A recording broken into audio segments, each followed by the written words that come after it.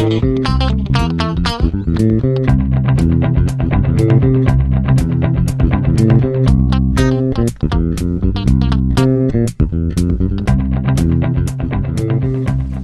to introduce my friend, Kirschner.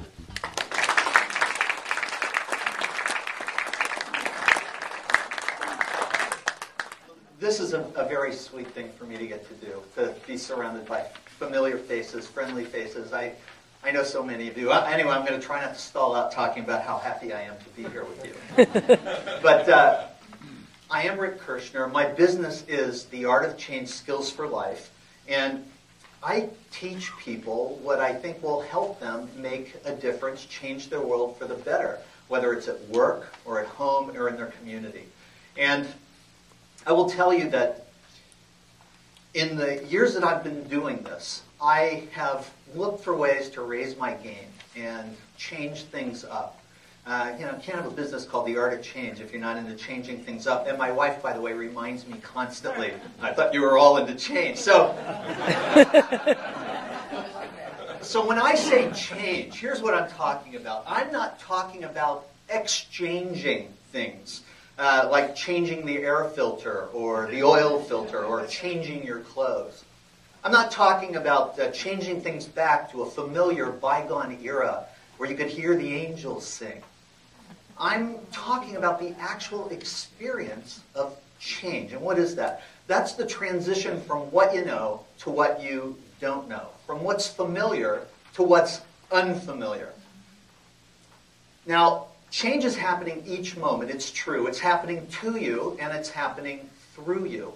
And yet, not knowing how something will turn out, for some people, translates into a lot of discomfort and doubt. They fear it. They don't want to hear it, and they won't go near it. Yet, for others, change gets their juices flowing. They can't wait to see what's going to be. Change happens. And whether you come at it reluctantly or eagerly, here's what I can tell you. In life, there is no guarantee except that everything changes eventually. So change happens, but change for the better doesn't just happen to happen. And I think it can be a painful choice to leave change to chance, because we're going to live in the tomorrow of what's changing today.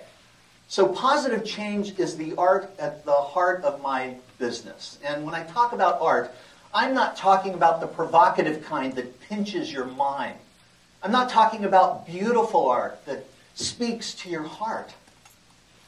As I use it, art is the creative application of skill and imagination. And when you apply that kind of art to that kind of change, you know what you get? You get progress. Things get better. Life improves. Organizations excel. And this is really the domain of my interest. And I will tell you that that's where skills come in. Skills for leading people, for turning conflict into opportunities, skills for getting an idea across.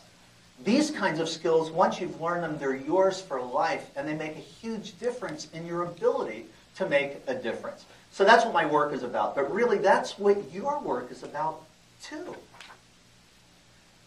And making progress, making a difference, making things better, regardless of circumstance, regardless of the conditions. I think what happens in life happens because of people like you and me who care enough to do what we can, where we can, with what we have to make things better. So what happens when people lack skills for change? Well, when people lack skills for change, you find yourself dealing with a mindset based on one word: no. And I'm talking about no skills for life, no change, no progress. And if you're like me, you actually find yourself screaming the word no every time you wind up dealing with somebody doing that. So, all right, so that's the background. When I thought about who my audience was going to be for this talk, I got really excited about it for one very specific reason. Here's a group of people who appreciate the value of learning in people's lives. That ability to change lives by developing new skills. And I had the thought that you might be the perfect audience to talk to about how I developed my next training program, the outline for which you have in your hand, how I developed that, how I developed my next book, which is coming out next year, The Click Factor. So is that something you'd be interested in? Because I could change my presentation. All right, well, cool. So here's the thing.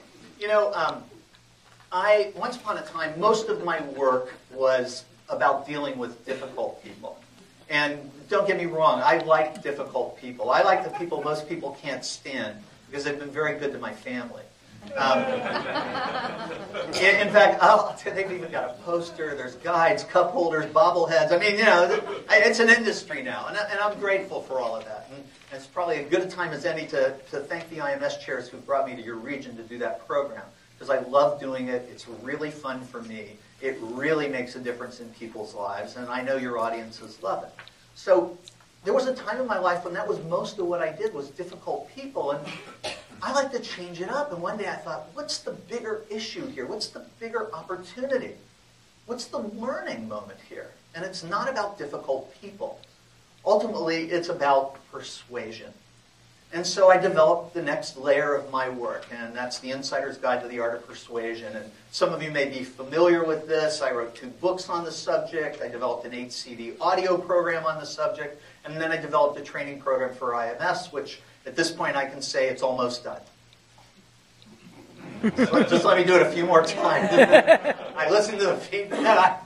I think, again, it makes a big difference in people's lives. I love doing that program, but I will tell you that when I came out with the persuasion material, the timing was impeccable for me, because right after the books came out, I was hired by my city council to help them stop fighting with each other and get my city's work done.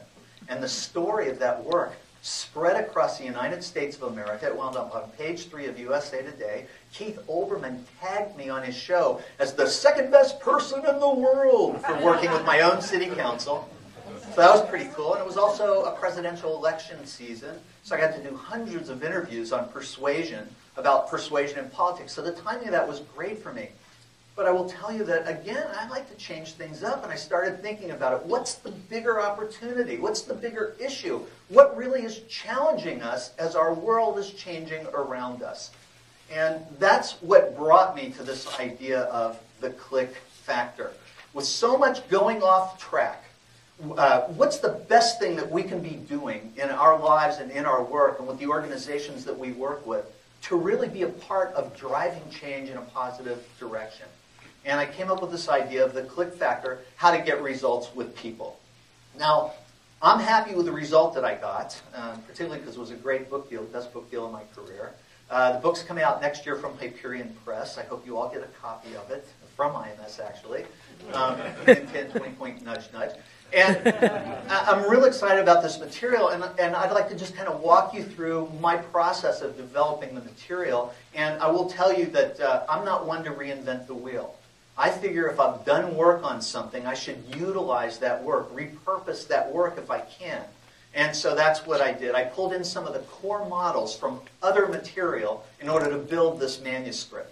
I reached back to my difficult people material, into the persuasion material, into my work with the Tom Peters group. I pulled all of that together to help me get my head around this idea of connecting, of building connections between ourselves and the people around us, getting people to get us, to get our ideas, and then getting them to get together.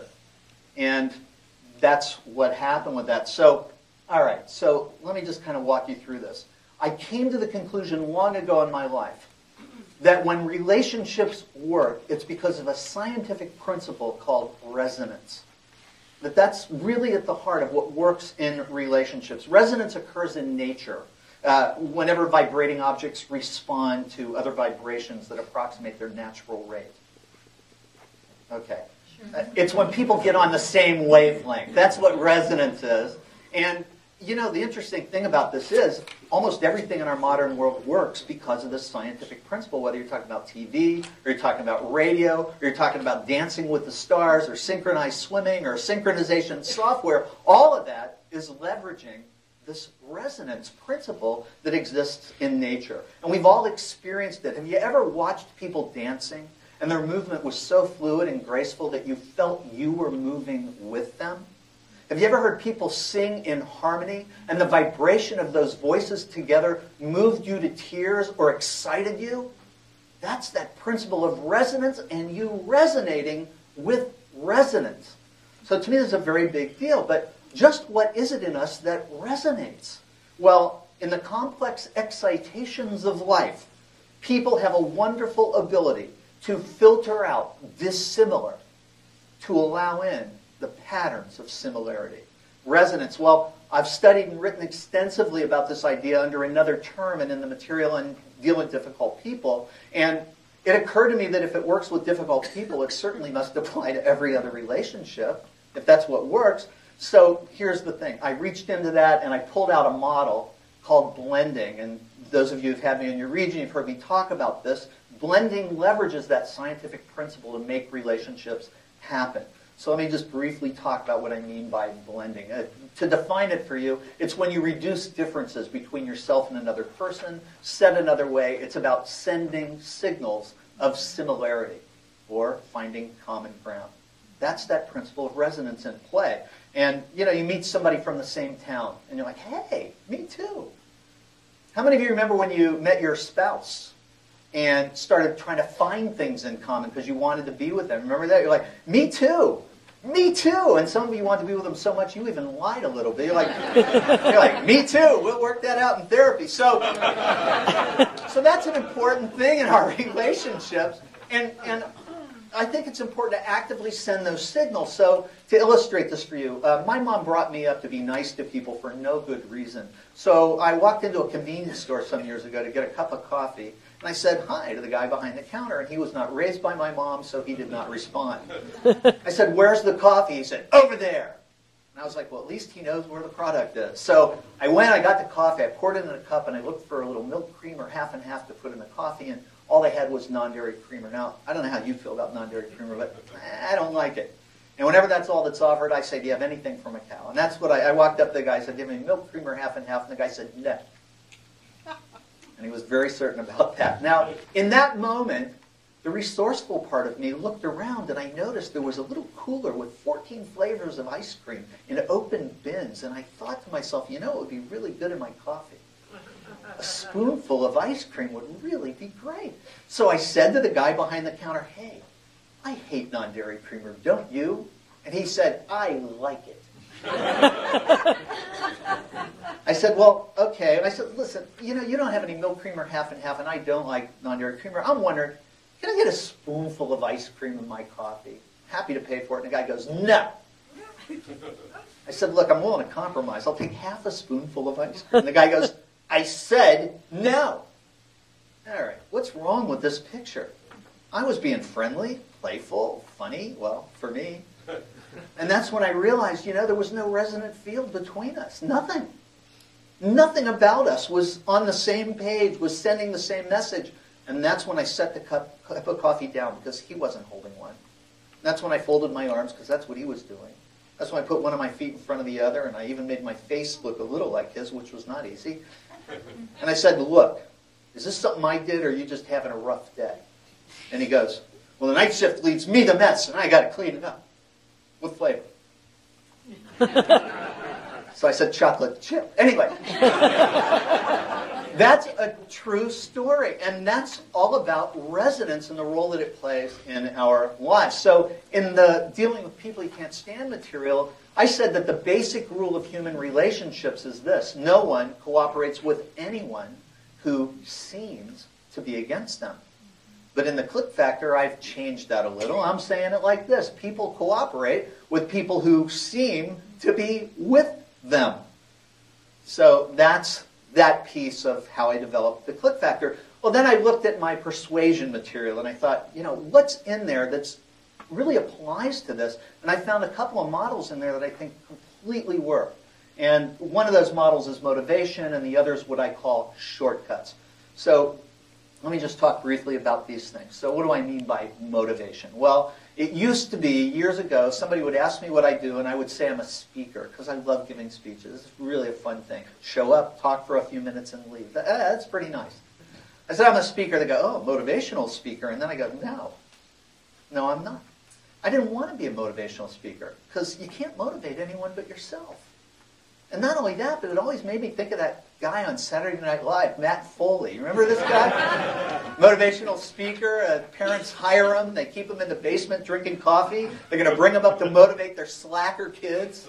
Finally, he comes out and he's, pacing around like this. And he says to the kids, he's sweating bullets, he goes, so what do you want to do with your life? And one of the kids says he wants to be a writer. And the other kid says she wants to be a painter. And he goes, well, la-di frickin' da! You're going to wind up living on government cheese in a van down by the river. Which it turns out is where Matt Foley lived, was in a van down by the river eating government cheese. And I thought, I don't want to be that guy. So when people would say, oh, you're a motivational speaker, I'd be like, no. But after the first 100 times, it occurred to me, this is a meaningful thought to people. People resonate with this idea. What does it mean to them? And I started asking around, and it turns out motivation is a key to relationship. Absolutely fundamental. So, what does it mean? Motivation is about direction of movement. And it turns out there's two directions. You're either moving towards or you're moving away. It's that simple. If you're going sideways, you're holding still, you're not motivated. So this is the core of what motivation is all about for people, moving towards or moving away. So what does towards mean? Well, towards is all about desire. That's when there's something that beckons to you and you want to get there. You want to experience it. You want to have it. So you move towards it. And it's a powerful motivation, desire is. It's a sustainable motivation over a long haul. When you meet highly motivated people, they know what they want and where they're going, and it drives them. The away motivation is all about fear. It is also a powerful motivation. And I can tell you right now, when people are afraid, the kinds of things they're afraid of is they don't want to do anything wrong. They don't want to lose. They don't want to feel empty or worthless or feel pain. And that kind of fear is a powerful motivator in the short term. Because fear is the kick in the rear that gets you moving when you don't feel like moving. And desire pulls you forward all the other days. So motivation is all about towards and away. Fear and desire serve a purpose, and to me, this is a powerful thing to know about my fellow human beings. What drives people? What's important to people? How is it that people care about some things and don't care about others? Because if you can understand that and speak to that, you engage people's motivation. And then they're far more likely to get your ideas and act on them. Does that make sense to you? So that's the motivational model. All right, so the other thing I came up with from the persuasion material is this idea of shortcuts. I mean, let me ask you this. Wouldn't it be great if people were logical, reasonable, and thoughtful? Wouldn't that be wonderful? Wouldn't it? Wouldn't that be great? Wouldn't it? Wouldn't it? Wouldn't that be really great? It'd be awesome. It'd be awesome. Thank you. Well, we're not. It turns out that Ellen Langer, the psychologist, got it just right when she said, we are cognitive misers. We don't like to think unless it's absolutely necessary. And here I am talking to you about these concepts. We don't like to think unless it's necessary. We conserve our thought energy at every opportunity. I think I can illustrate this for you real simply by telling you about my cat, Rolly. One day this cat shows up in our carport. By the way, there he is rolling. We named him Rolly because when you reach for him, he lays down and rolls over. And it was very cute and endearing, and as a result, my wife thought, you know what, this little guy needs a home. So she made him one. On a table in the carport, she put a box. In the box, she put a blanket. Next to the box, she put a couple of bowls. And that seemed like a great thing until the weather started turning cold. And then my wife said to me, honey, we got to bring Rolly inside for the winter. He's going to die out there. And I was like, I didn't want to think about it. So I was like, okay.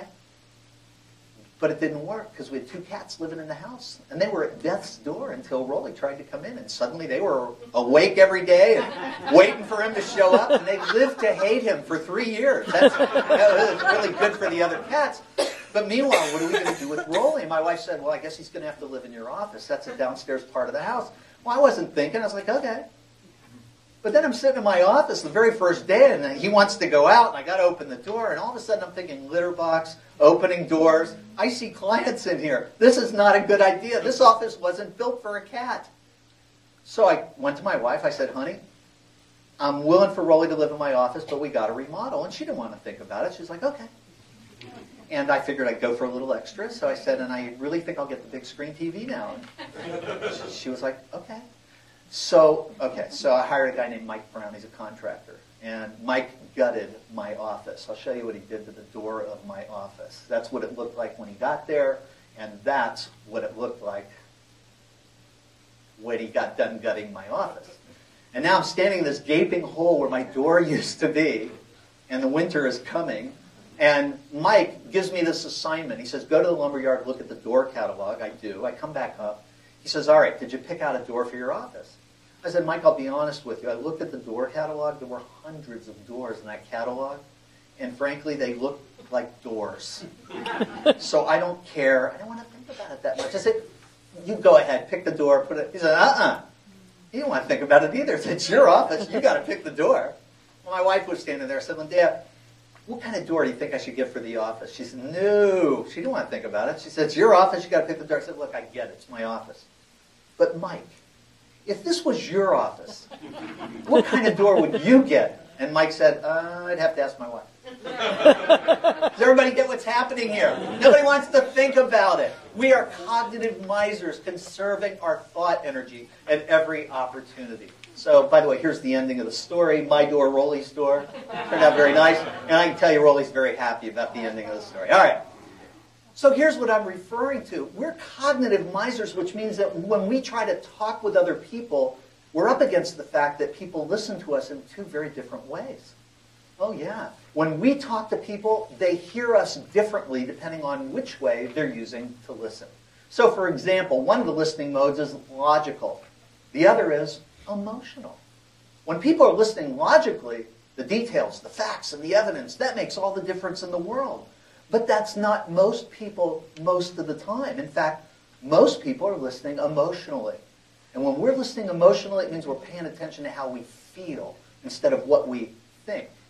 And that's when we pay attention to shortcuts that give us signals about what we feel about things.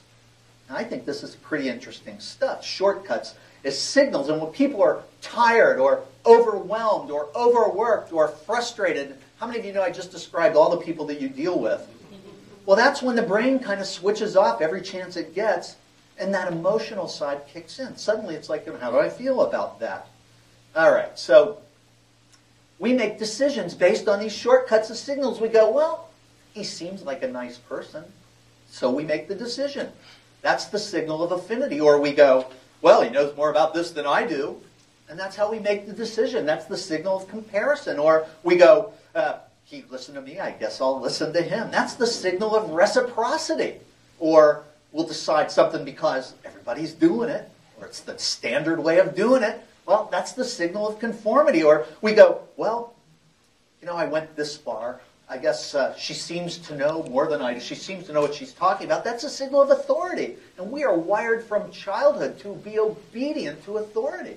That's a strong emotional signal. Or we make a decision because, well, I've gone this far, I might as well go the rest of the way. Well, that's the signal of consistency because we associate consistency with character. We don't want to be inconsistent. Or we decide things based on, you know, we better act now because time's slipping away and we're not getting any younger. That's the signal of scarcity. And we make decisions, important decisions, not by thinking our way through them, but by feeling our way through them, heeding the shortcuts as signals that tell us whether or not to decide it, to be persuaded by it, to do it. I think that's pretty interesting stuff. And in the click factor, I think this is absolutely fundamental to being able to give somebody an idea in a way that engages not just their mind, but their feelings. You know, if you can get somebody's feelings along with the logic of what you're saying, that's the best of all possible worlds. For the final piece of the click factor, I look to my work with Tom Peters. You know, I had the benefit of working with this really brilliant guy at a time when he was the leading, if not the bleeding edge of change. Not just in this country, but all around the world. So many people bought the book In Search of Excellence. Tom used to joke that people misunderstood the concept.